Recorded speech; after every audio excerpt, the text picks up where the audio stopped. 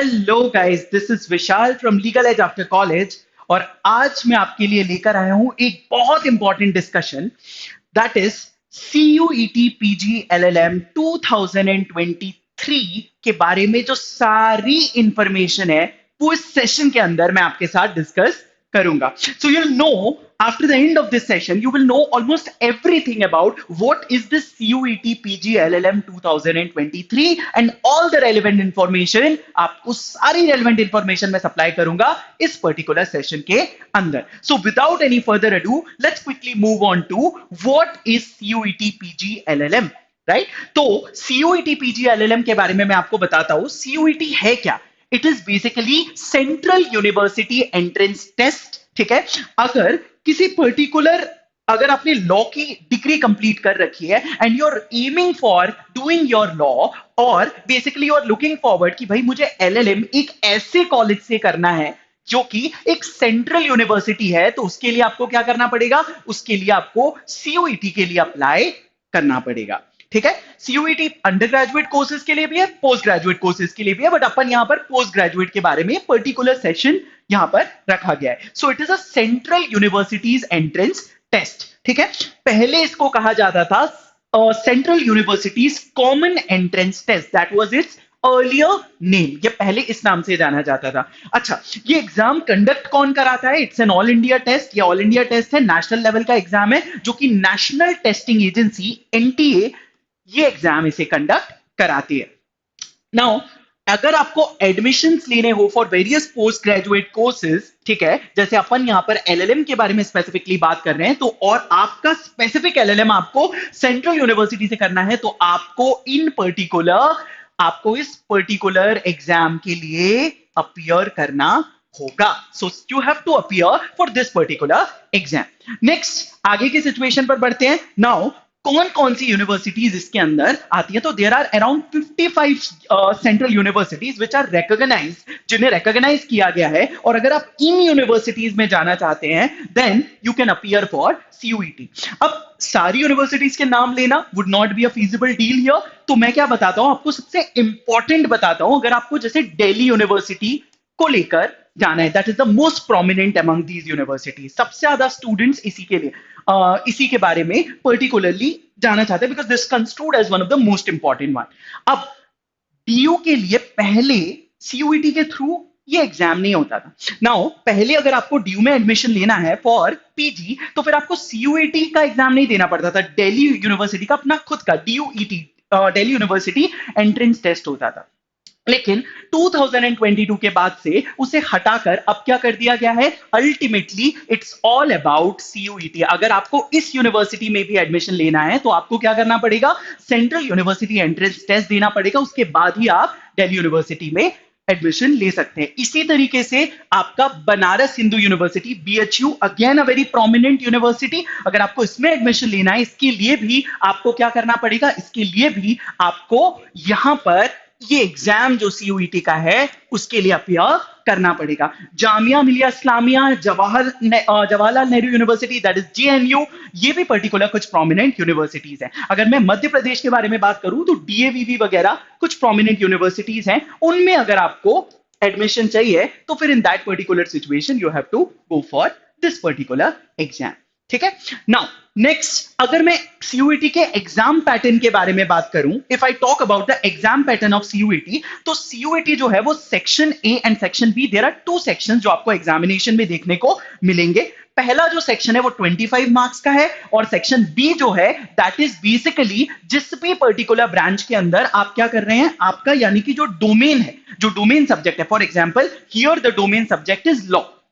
ठीक है, तो जो आपका डोमेन सब्जेक्ट है, जो भी पर्टिकुलर सब्जेक्ट जिसके अंदर आप अपना मास्टर्स करना चाहते हैं, उसके लिए पार्ट B में 75 questions from your respective field आपको मिलेंगे. For example, if you want to apply for LLM, then in that particular situation 75 question part B, जो सेक्शन B है, उसके अंदर आपको वहां से लॉ डोमेन बेस्ड क्वेश्चंस आपको मिलेंगे. ठीक है, पार्ट A के अंदर you will have 25 question. Now अगर पार्ट A की बात करूं, क्वेश्चंस कहां कहां से आते हैं? सो you have mathematical aptitude, analytical skills, English language and general awareness, ठीक है ना। सो मैथमेटिकल एप्टीट्यूड हो गया, आपका एनालिटिकल स्किल्स हो गया जिनमें आपकी लॉजिकल रीजनिंग वगैरह रिलेटेड क्वेश्चंस होते हैं, इंग्लिश लैंग्वेज हो गया और जनरल अवेयरनेस। ये जो आपका पार्ट ए कॉन्स्टिट्यूट करता है जिसमें 25 नंबर का आपको पेपर, जो 25 नंबर का ये स्पेसिफिक सेक्शन डिवोटेड होता है। रेस्ट ये जो आपका पीछे जो 75 मार्क्स का है, there are lot of subjects which are there specifically for law, right. अब उनमें जो प्रोमिनेंट सब्जेक्ट है इसको लेकर एक सेपरेट वीडियो बनाया जा रहा है which you will get it may be today और टुमारो। आपको इसको पर्टिकुलरली इसके ऊपर हमने स्पेसिफिकली वीडियो बना रहे हैं जिसमें आपको बताया जाएगा कौन से मोस्ट प्रोमिनेंट सब्जेक्ट्स हैं लॉ के। So please wait for that particular part as well. Now अब अगर आप इसे देखते हो तो कितनी पर्टिकुलर क्वेश्चन यहां पर है, जैसा मैंने कहा 25 एंड 75 कुल मिलाकर 100 ऑब्जेक्टिव टाइप क्वेश्चंस आपको यहां पर देखने को मिलेंगे। You will get 2 hours to basically solve these particular question. 400 number का ये पेपर होता है, 400 मार्क्स का पेपर है, ठीक है। अगर क्वेश्चन सही है for every correct answer you will gate 4 marks, for every wrong answer you will gate 1 mark आपका डिडक्ट कर दिया जाएगा। नेगेटिव मार्किंग यानी कि है। 400 नंबर का पेपर है, 100 क्वेश्चन है, ठीक है। Every question right answer gives you 4 marks, और अगर आप आंसर गलत करते हैं तो नेगेटिव मार्किंग में 1 नंबर आपका डिडक्ट हो जाएगा, ठीक है।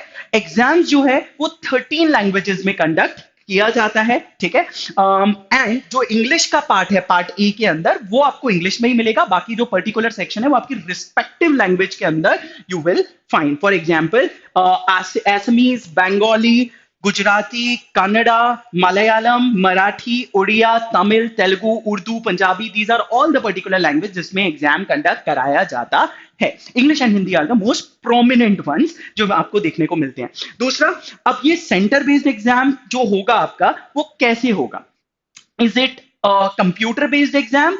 Yes, it is a computer based exam, ठीक है। So this is your exam pattern. अब आते हैं मोस्ट इंपॉर्टेंट पॉइंट के ऊपर, एलिजिबिलिटी क्राइटेरिया क्या होगा सीयूईटी पीजी में अपीयर करने के लिए, ठीक है। तो अगर आपको सीयूईटी का एग्जाम देना है तो आपकी ग्रेजुएशन इन लॉ कंप्लीट होनी चाहिए। अब आपने चाहे एलएलबी किया हो या आपने बीएलएलबी किया हो, 3 ईयर और 5 ईयर का जो रिस्पेक्टिव कोर्स है, but you must have completed law, that is the most important requirement. Second, अब लॉ कंप्लीट करने के बाद भी इंपॉर्टेंट एक और जो चीज आती है वो ये होती है कि 50% ऑफ द आपने यहां पर जो मार्क्स है with at least 50% of the marks आपने सिक्योर किए हो, ठीक है, या इक्विवेलेंट ग्रेड हो इन एग्रीगेट। इक्विवेलेंट ग्रेड मतलब बेसिकली कई जगह पर आपको डायरेक्टली परसेंटेज बेसिस पर मार्क नहीं मिलते हैं, वहां पर जीपीए, सीजीपीए इस पर्टिकुलर फॉर्म में मिलता है, तो उनको भी आपको 50% के कन्वर्जन के हिसाब से ही देखना पड़ेगा, ठीक है। इसके अलावा देयर आर रिलैक्सेशन, 5% की रिलैक्सेशन रखी गई है for SC, ST, OBCs, non creamy layer and person with disabilities को लेकर, ठीक है। So this is your eligibility. बहुत बहुत मिनिमम क्राइटेरिया है, बहुत बेसिक क्राइटेरिया है। All those who want to go for CUET, LLM post graduation के लिए उन्हें देखना है तो ये मिनिमम क्वालिफिकेशन आपके पास में होनी चाहिए। क्या रिजर्वेशन यहां पर मिलता है?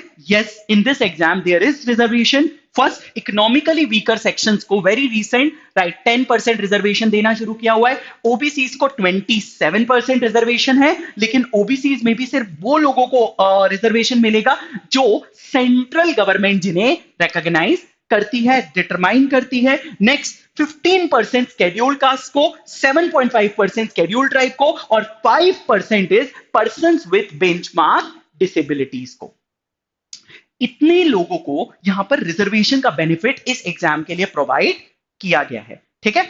अब हमारे लास्ट पर्टिकुलर पॉइंट के ऊपर अगर मैं आऊं, and that is about what, that is basically dealing with your dates, ठीक है ना। कि अब हमने ये तो जान लिया कि भाई सीयूईटी है क्या, ठीक है। सीयूईटी के अंदर कौन सी रिकॉग्नाइज्ड यूनिवर्सिटीज हैं, ठीक है, पेपर का पैटर्न क्या होता है, और हमने ये भी जान लिया कि भाई पेपर के पैटर्न के अलावा क्या रिजर्वेशन के बेनिफिट्स या मिनिमम क्वालिफिकेशन एलिजिबिलिटी क्राइटेरिया है क्या। अल्टीमेटली लास्ट में we are coming for the dates, ठीक है। सो मैं आपको बता देता हूं, एप्लीकेशन फॉर्म इसके ऑलरेडी रिलीज हो चुके हैं। Last date to submit application form is March 23. Last date of transaction of examination fee is March 2023. Application correction is March से April 2023 में रहेगा. The most important date which you have to understand in this situation is CUET का PG का exam कब होना है, and that is 21st to 31st of May 2023 में कभी भी हो सकता है. अब रिजर्व्ड डेट्स जो हैं, जो रिजर्व डेट्स इसके लिए रखी गई हैं, दैट इज जून 1 to 7 2023. ठीक है, सो जो नोटिफिकेशन निकला हुआ है उसके मुताबिक 21st to 31st of May 2023 that is going to be the dates for the CUET PG examination. Right? I hope you all have understood and gotten the idea relating to what CUET PG LLM is all about. अब बचते हैं आपके subjects in law कि कौन कौन से subjects होते हैं. इसको लेकर एक separate video is coming very very soon, and please उस वीडियो को भी देखेगा. उसमें आपको समझ में आएगा कि कौन से इंपॉर्टेंट सब्जेक्ट्स हैं, किन सब्जेक्ट्स के ऊपर आपको ज्यादा ध्यान देना चाहिए. And I hope this session give you a good glimpse about what CUET PG LLM 2023 is all about. Right? Meantime, keep rocking Dhinadintha and take care of yourself.